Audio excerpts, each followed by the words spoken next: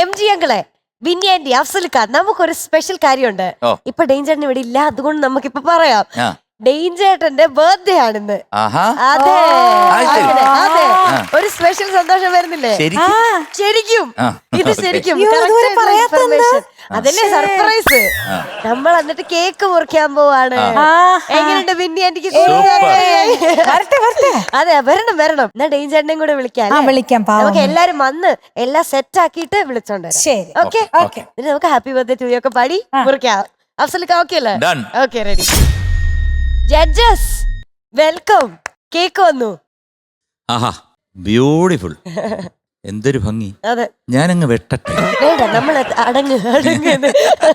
അല്ല, അടുത്ത ആള് വരുന്നുണ്ട്. മിന്നിയാണ്ടി വെട്ടരുത്. ഇത് വെട്ടത്തില്ല, ഇങ്ങനെ അഫ്സൽക്ക മാത്രമാണ് ഇപ്പൊ ഒരു ഡീസന്റ് ആയിട്ട് ബിഹേവ് ചെയ്യുന്നത്. എന്തായാലും നമ്മുടെ ഡെയിന്റെ ബർത്ത്ഡേ എന്ന് പറയുമ്പോൾ നമുക്കങ്ങ് ആഘോഷിച്ച് തിമിർക്കണം. അതെ, കാരണം പുള്ളി ഇപ്പൊ വളരെ ബിസിയാണ്, രാഗങ്ങളൊക്കെ പഠിച്ചോണ്ടിരിക്കുക. രാഗത്തിന്റെ ക്ലാസ്സിൽ പോയിരിക്കുക. ഇല്ല, ഇന്ന് ഡേഞ്ചറിന്റെ കുറച്ച് നാണമായിട്ട് നിൽക്കുക ബർത്ത്ഡേ ഒക്കെ ആയിട്ട്. അല്ല, ഇന്നലെ എന്നെ രാത്രി വിളിച്ചിരുന്നു. 11:45 വിളിച്ചിട്ട് ചോദിച്ചു, എന്റെ അടുത്ത് ചോദിച്ചു, MG സാർ ഈ കുന്തള വരാളി എന്നൊരു രാഗമുണ്ട്, അത് ശരിക്കും അങ്ങനെ ഉണ്ടോ എന്നൊക്കെ ചോദിച്ചു. ഞാൻ പറഞ്ഞു ഉണ്ട് എന്നെ കൃത്യമായിട്ട്. എന്താ ഹാപ്പി ബർത്ത്ഡേ. Happy birthday.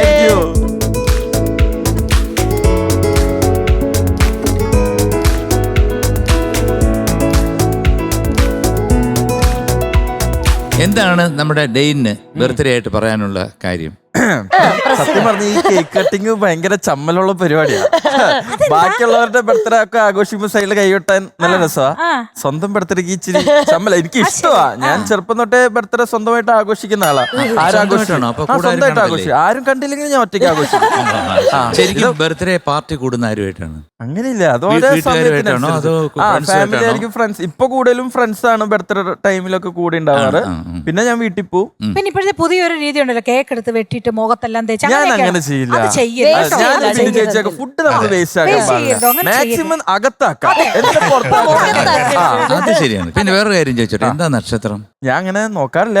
എന്തെങ്കിലും ആരോ പറഞ്ഞെങ്കിലും കേട്ടിട്ടുണ്ട്. ഇത് നോക്കുവാണെങ്കിൽ എക്കോറേസ് ആണ്. അശ്വതി, ഭരണി, കാർത്തിക, രോഹിണി, മകയിരം. എനിക്ക് ഭയങ്കര തൃക്കേട്ട, മൂലം, പൂരാടം.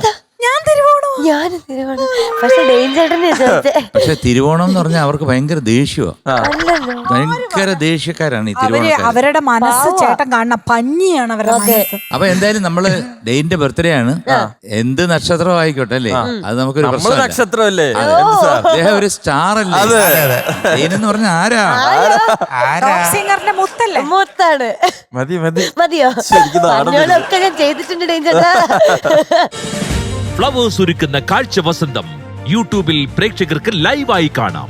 ഫ്ലവേഴ്സ് കോമഡിയിൽ ജോയിൻ ചെയ്യൂ, ആസ്വദിക്കൂ.